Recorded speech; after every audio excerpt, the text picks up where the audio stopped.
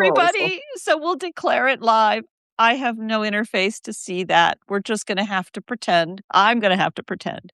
So, hello, everybody. It's Barbara Tien, and here I am with my wonderful guest, Annette Gendler, joining us this time on one of our little Substack Live programs to dive in, to just have conversations. Today, I asked Annette here to talk a little bit about her wonderful book about writing compelling family stories. I can dig around to go grab the book, which is naturally parked right behind my monitor because that's how we roll. But tell me a little bit, Jeanette. I mean, Annette, how did you? What triggered you to write this book? You've been teaching classes on writing? yes, so I got an MFA in creative writing 2005.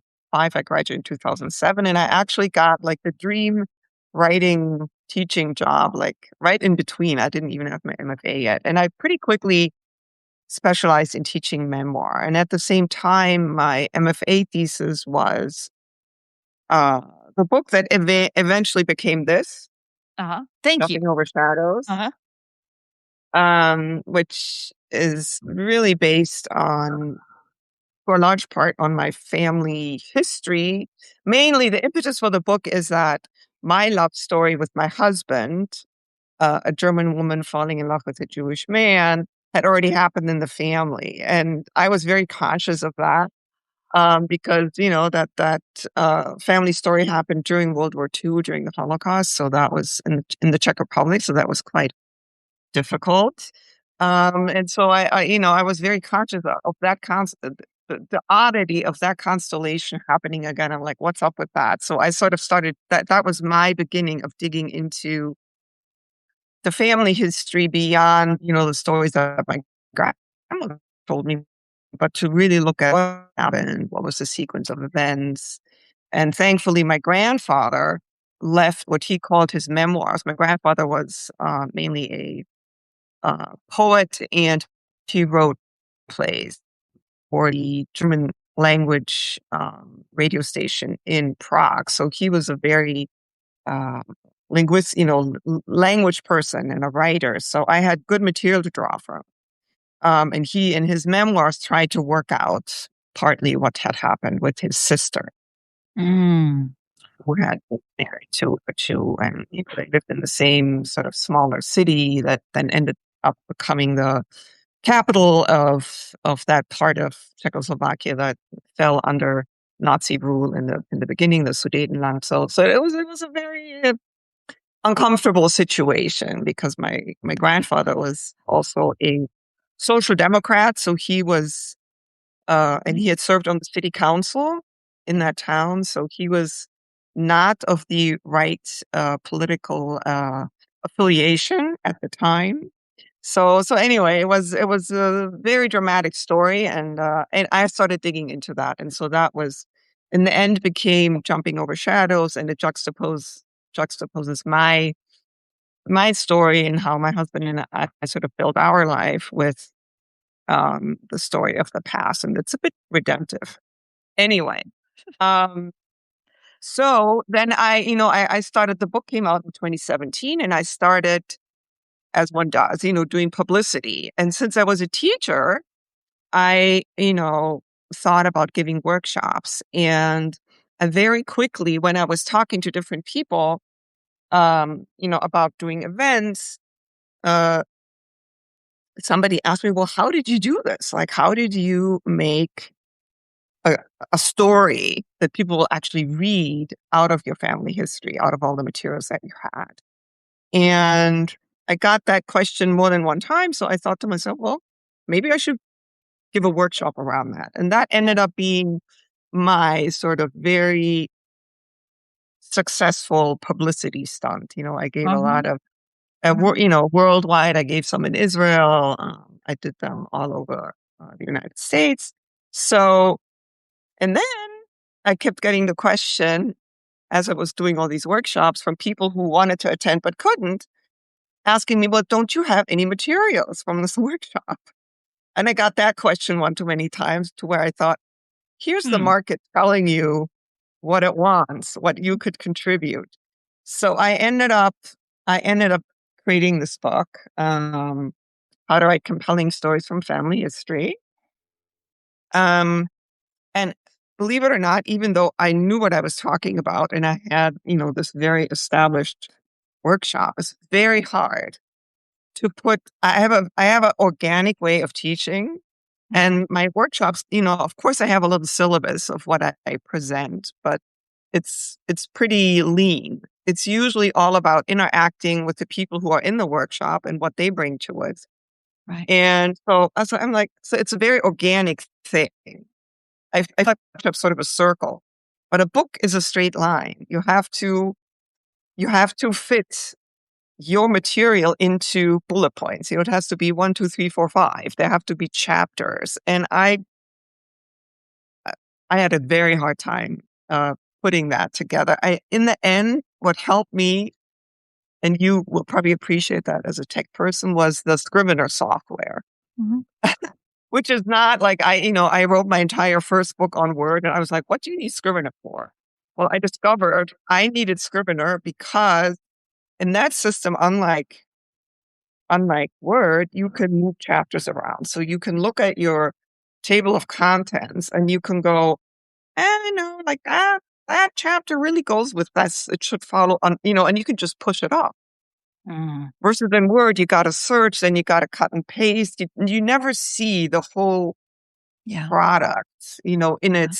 you don't have the outline basically visual, and you can't Hmm. move it. Hmm. So that's how Scrivener helped me to finally create this book. And it's been of the 3 books that I've put out into the world, it's been my bestseller because it helps people, which I'm very happy about. There's a distinct pattern you've repeated here, and I'll just go ahead and call it out. And that is that your first memoir started with an exploration of yourself, and then you realized the pattern of the story you could tell about someone else in the family, and that needed to be told first. So you did that. In your courses, you were starting with the self of the other people that you're talking to. You talk about how it's always an interactive, organic, but a book is linear and structured. Well, linear, Mm. it's the linearity and the circularity that is sticking with me because Mm. I have trouble with that. I am not Wow. linear. It's it is. It's quite difficult. And that's also part of what I think makes it so hard to write any story from family history. So when I actually, my Jumping Over Shadows, my memoir, actually began in the past. It didn't begin with my story Hmm. because I was fired up about finding out what happened to my family, to my great aunt, to my great uncle, how that all Mystery. went down. That was like, and it's, high drama, World War II, Holocaust, all that. Um, and it had huge impact on how my family sort of developed after the war. So I was really interested in that. And then, it was my master's thesis. So I presented basically a series of essays about the story of the past. And then one of my thesis advisors, who was actually a fiction writer, whom I had deliberately chosen, even though I was majoring in nonfiction, because I wanted to make sure that I was presenting an interesting story. And he said, well, this is all fine and nice, but who cares? You really need to put how this impacted you and how this influenced your love story. That needs to be in there. And I'm like, oh no, really? Like, you want me to write my own love story? How the hell am I going to do that? So then I circled that wagon for a while because I really didn't want to write that. But it's also good high drama. So not as high drama as the story of the past, but still. And I ended up, I was lucky enough, I got a writer's residency at the Virginia Center for the Creative Arts. Because this was still in a phase of my life where I had 3 kids at home. And, it was very hard to sort of live with piece of a body of work, a manuscript, and see where it's going. Like you always get interrupted. So anyway, so I was gifted these 2 weeks of residency, and I'm like, I'm just going to bang out this draft of my own love story. It's just going to happen. And I did the Hemingway approach, where it's like every day we write 500 words. It's just going to happen. Even if it's shit, it's going to happen. So it Bang it happened. out. Yeah. Um, but yeah, the going back and tying it to something, yeah, that's definitely a Well, challenge.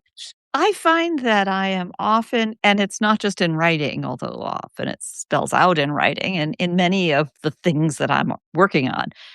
There is Right. something, whether it's an idea or it's something that's bothering me or it's the core of the story, that is right there in front of me and I'm avoiding it. It's I don't know I'm avoiding it, but I'm avoiding it. I'm, like, walking all the way around it. I did it in graduate school, I did East Asian studies, and I went into my advisor, and he looked at my schedule, and he looked at what I was doing. He says, "Why aren't you taking Japanese?" And I said, "No, I already had a little." "No, you're trying to get the graduate degree light. Go take this don't take the lesson, for God's sake. Just go do the hard part." And I that Yeah. was an incredibly important shut up and just look at the obvious thing and go do that. And over time, I have increasingly learned to do the hard part first. Sometimes that means I'm doing the hard part when it was completely unnecessary.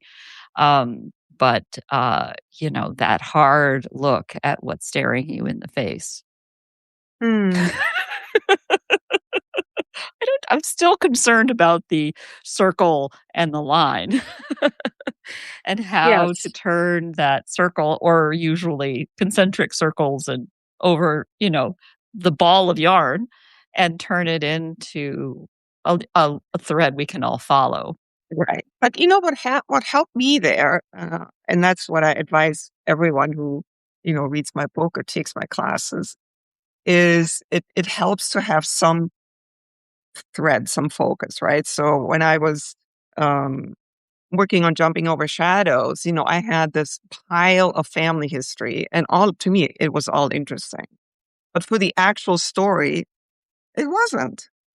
So it quite often happened that, that something that I had done days of research for ended up being like 2 sentences, right? And that's sort of hard to give up, but that's part of learning to tell a story. Not everything that you know needs to be in the story, and a lot of the location research, for instance, that I did, it all began actually, my whole interest in the family history and how that resonated in my own life began with a visit to the Czech Republic that my brother and I did in 2002, where I was just like, whoa, like this place is laden with meaning for me. And why is that? Um, but I know the city very well now because I've been there a bunch of times, but in the book itself, it's not a character. So it helps that, I was there and I could describe certain scenes because I had been there. So I know, the street goes downhill and there are a couple of, there's actually one scene that I ended up taking out of the book that really sort of showcased the setting of where my grandparents used to live because it was right around the corner from a museum where Hitler came to speak during his tour in 1938. And I remember my grandmother telling me about that. So I had a whole scene about how Hitler came and the motorcade. I'd researched all of that. But in the end, that whole chapter about Hitler's visit wasn't really important to the story, so it had to go. So that's one of my Hmm. cutouts that I offered for, as a sort of bonus when people signed up for my newsletter back in the day. So that was one of the things where it was like, oh, I did all this research, but you know what? Like, mm, The cutting room floor. The cutting room floor. yeah, Wow. yeah, but that's part of what's important to tell a good story, but it's also what's good to bring the circle into a linear form, right? You need to have the focus. And I was like, okay, well, we're telling the love story of my aunt and what went down there. We don't need Hitler's visit. That can be a side note. Yeah, yeah. So the reduction, the subtraction to find the Mhm, art. mhm, And one thing that occurs to me is you have obviously such comfort and fluency. You've lived in this country for so many years, this cross-cultural fluency. Do you find yourself in the work that you've done? You're working on your dad's story now, right?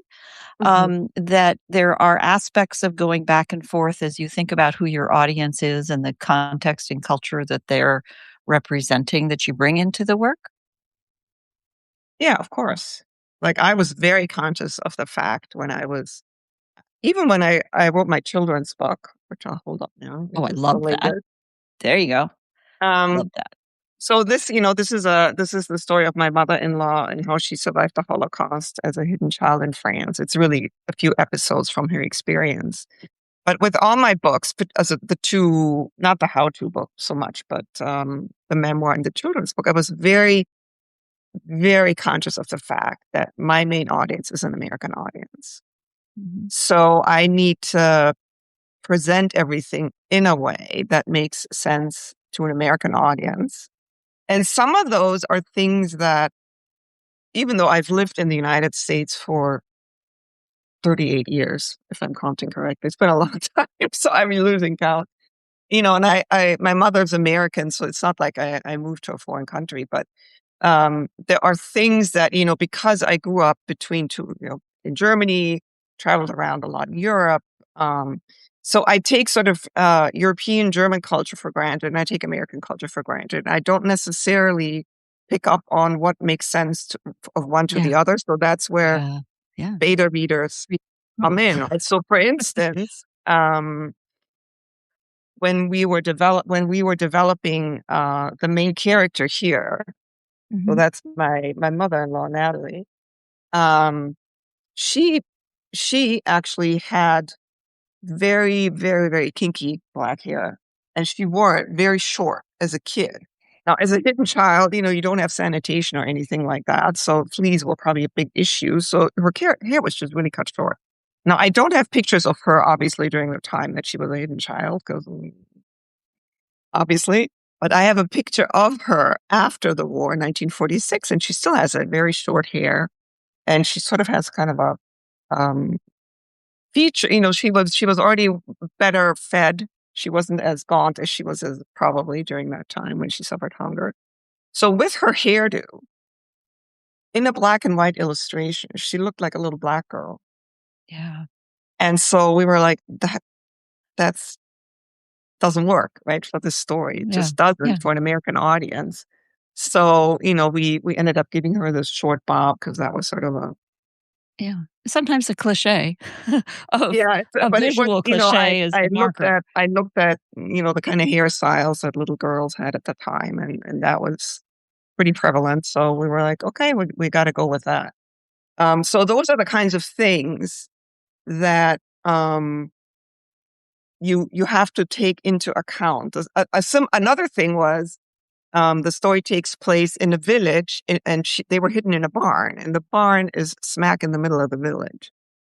And we had been to that little, it's really just a hamlet because it doesn't even have a red light.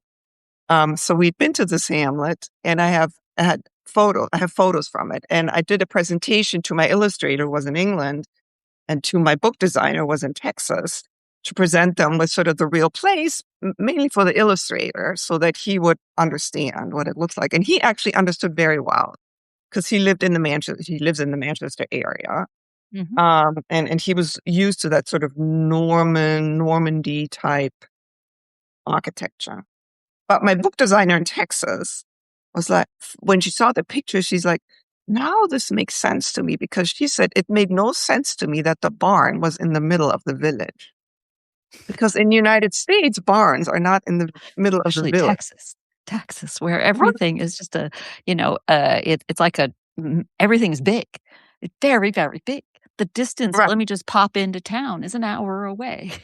Right. So that was one of the things that would never have occurred to me, because I grew up, in Upper Bavaria, where, the farmhouses were in the middle of the village.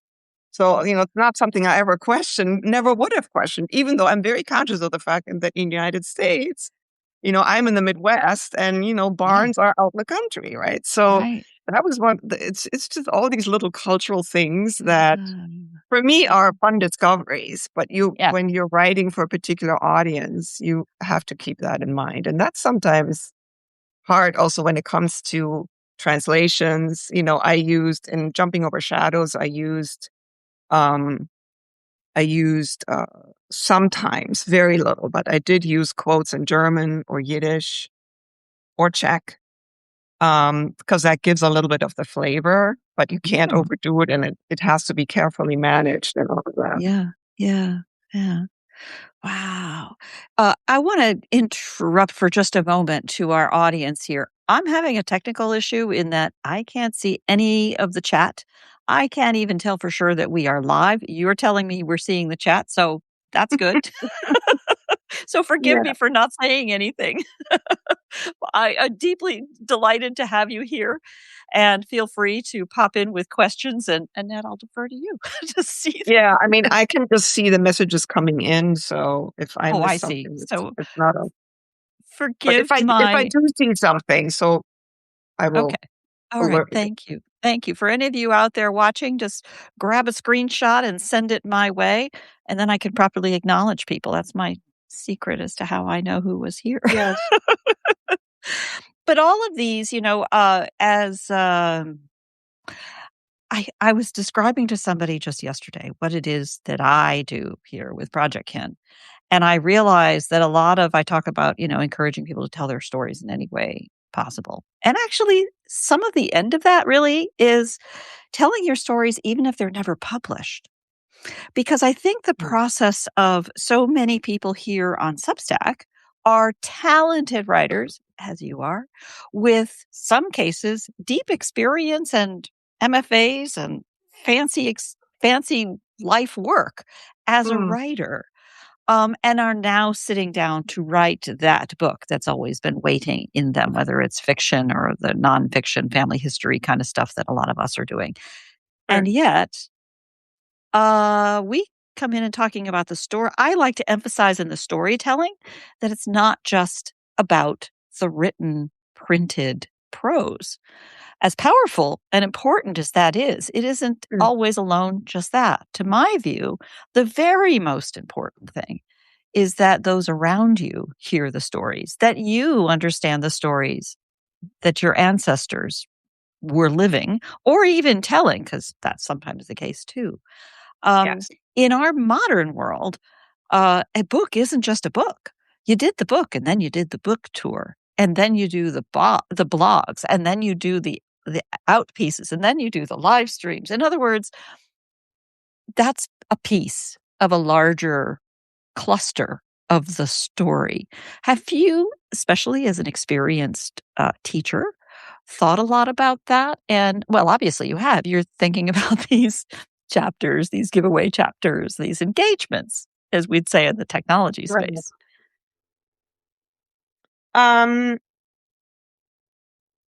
no, I'm not sure what you're asking me. I'm asking you how you think about you've talked about the linearity of the Mm, published book, right? There is a craft to it in the way that if you were to write a haiku, you would know when you've started, you would have a pretty good idea of when you've declared it's done, and then it's done. If I build a website, if I build a software business, it is continually updating, it's continually changing. There is mm, a content, there is a the line is doesn't just hit the paper and then you're done. It just keeps moving because of the interaction and the experience interacting with an right, audience, with a community. At least that's how I think of it. And I think storytelling in the sense of a body of stories, a morass, a miasma of stories is constantly, brewing around us. And as storytellers, we're constantly dipping into that and pulling out more. Am I not seeing it right? Am I crazy? no, no, no, no, no.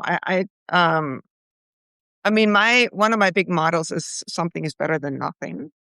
So I think that, and I'm a perfectionist, which is deadly to any project, but it's also good because I do finish projects.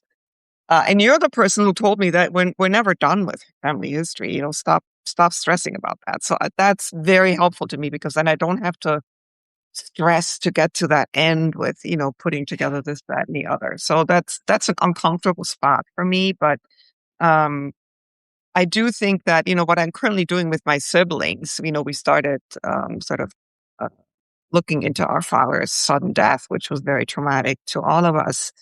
And, that grew into a bigger family project where we finally put together the family tree and stuff like that. And now we're, everybody's sort of dabbling in different pots that we all have on this big stove right now. So, I think that the main thing is that, obviously don't discount videos.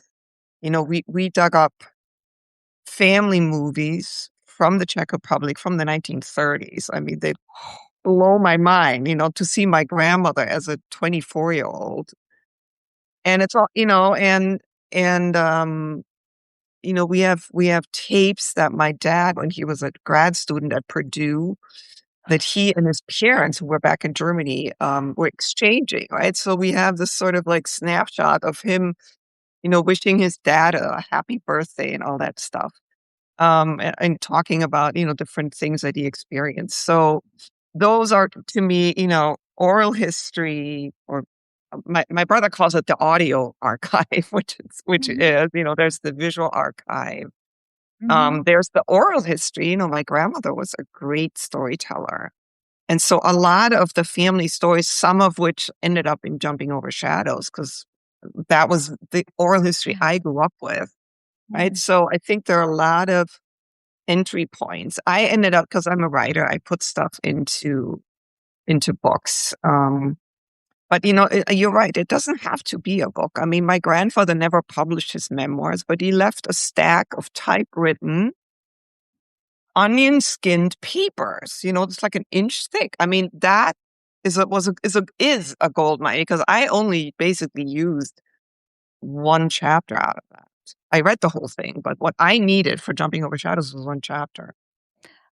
I think that's a huge point because every one of us that are struggling with this getting it done, whether it's a personal struggle of get it done or somebody interrupted or a health issue happened and we did that chunk of work, but it didn't, a grandchild, a great grandchild can come along and use that as a starting point for where they're going to take it into a fantastic published memoir of the story to be told. Everything that we're creating, whether it's published or not, becomes the collection that is passed forward if we do our job right. And this is where the crime to me is when we selfishly decide that, I'm annoyed by my mother-in-law and she had that whole I am not. But if I were, I've heard this story. And I just took this pile of stuff and just got rid of it. And the got rid of it then ends up in thrift shops, all those found photos in thrift shops and postcards and whatnot that we find. Those to me are such heartbreak. It is such loss. I had a friend who was telling me the story, I blah, blah, blah, family history, blah, blah, blah. It's a great intro. Mm. Everybody tells me their story. And she was telling me, "Oh, yeah, I don't have one." Mhm. "Oh, yes, you do. Let's talk about that." And in Right. fact, the story was one of a grandparents' generation who experienced the internment camps here in the United States and felt shame about that experience and Mm. walled it off and would not talk about it. So, Yeah. right there is an enormous story that is enormously important to later generations. So, in some ways, even the destruction of it becomes part of the story. And as we Really? know from researching, hey, even if you destroyed the evidence, there are pieces that are out there. And it's heartbreaking. The destruction itself is part of the story. and intimate details that give it resolution and character may be lost, and very hard to find. But oral history, memories, and then the artifacts that others have can be so compelling. I will include in the notes for this references to all three of your books, your wonderful books. Also, I wonder if you can send me the link to that piece that you used describing, you said it was an early post that you had about your grandmother's story about Hitler's visit to the Czech Republic, Oh, to the Czech Republic in yeah, 1938. If it's it's a published. PDF, but I can Oh, send you that. well, send me references to it, or let people tell me where people can go to ask you for more information about that.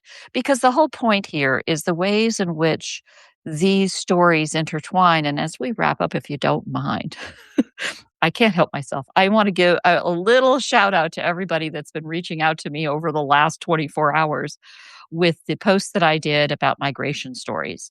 Mm, I think what is so remarkable about this is the ways in which all of our stories are weaving. Just as any one of us might be working through all the piles of materials that we have, right. what we're really seeing are the ways in which our stories parallel. And I'm not asking one person to tell somebody else's story, but rather to create an environment where they can find each other and collaborate as is helpful on resources and where they go. I was learning about, you probably know about the Jewish Public Library in Toronto, Mhm, some mhm, wonderful resources that are uniquely in Canada for this kind of history. I was hearing about a fantastic new memoir published by some retired professors from here at Berkeley. Um, these kinds of things are just transformative, not only for you mm, as the writer, but for right. your descendants and maybe people you never knew. I think that's to me one of the most exciting parts. Yeah, and I think, we never know what will become important to someone later on. It could be something so simple like, pictures that my dad, like tourist photos that my dad took when he took my sister up the World Trade Center. None of us would know, right, that would become a historic thing because it doesn't exist anymore, right? It's become the symbol of such trauma in the United States. So, you never you never know what of all the stuff that we leave. So I think, for us it's important to have it labeled as much as we can so that people know where it takes place, Excellent. when it takes place. Yeah, Um and whatever you leave I think might be useful. yeah, It might I have meaning. And even, I think what's important to me also is, in terms of migration stories, like my family, because after the war, my dad's family, they were deported from the Czech Republic, or was Czechoslovakia at the time, to the German occupied zone, right? Like that changed who they were, yeah, and it changed the whole understand. Like they had a homeland, I didn't, right? My dad then married someone from another country.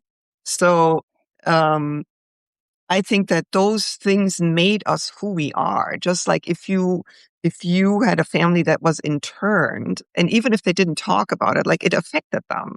And yeah, how it affected them affects who you are, yeah, right? exactly. Um, so I think that's part of what's so to me so compelling and so important. Because we can understand ourselves better, and I mean, it might be less traumatic things like figuring out that my mom's family comes from a family of Irish blacksmiths, which explains why my son has always been into metals. Like an 8-year-old soldering in the bathroom. I'm like, "Who is this person?" And Did he know that's who this he is, story? Did he know this story? Yeah, I'm like, "This is why, like, one of my great uncles had a manhole company in Iowa, like, everybody was working with metal. That's why you're working with metal." I know. I have to say, the ancestry ad with the lederhosen and the kilt and, whatever it is, those ads, really hit a mark in that Mhm. sense that we're all somewhere looking for what is this thing that is about me, that is not like anybody around me, where does it come from? I mean, I have Mm. absolutely no fear of heights. I have to be kept down on the ground. Do not climb that ladder. And now I know that my great grandfather lived in Switzerland in generations in Switzerland climbing mountains. Oh, yeah. Now, was he Exactly. a maybe he really was afraid of heights, I don't know that, but it gives me a story. It gives me a linearity to it that lets me hold on to something that lets me say, "Well, you see, I do belong here. This is true." Yep, Yeah, the yep. funny thing. Well, thank you so much for taking the Oh, time to thank do this you. It was today. fun. I Always is always fun to enjoy talk to you. speaking with you, and, your characterizations, the ways to tell these stories is so inspiring. I can see why you were such a wonderful teacher. I hope you just keep on keeping on, and, Thank you. I encourage everyone to make sure to be following your work, your pieces, because it's just been so inspiring, to all of us working our own little fields here, and trying to You. plant for the future. I guess that's where the gardening, reference is coming from. So thank you. Thank you. We'll talk soon. Thank you. Thanks for And having me. anybody I didn't respond to in the chat, I apologize. I can't see you. Thank you. I know you're there. Talk soon, though. Bye. Thank you. Bye-bye. Since I can't tell that it's live, I don't know how to stop it. I'll give it a try here. We'll chat further afterwards. Thank you again. Huh.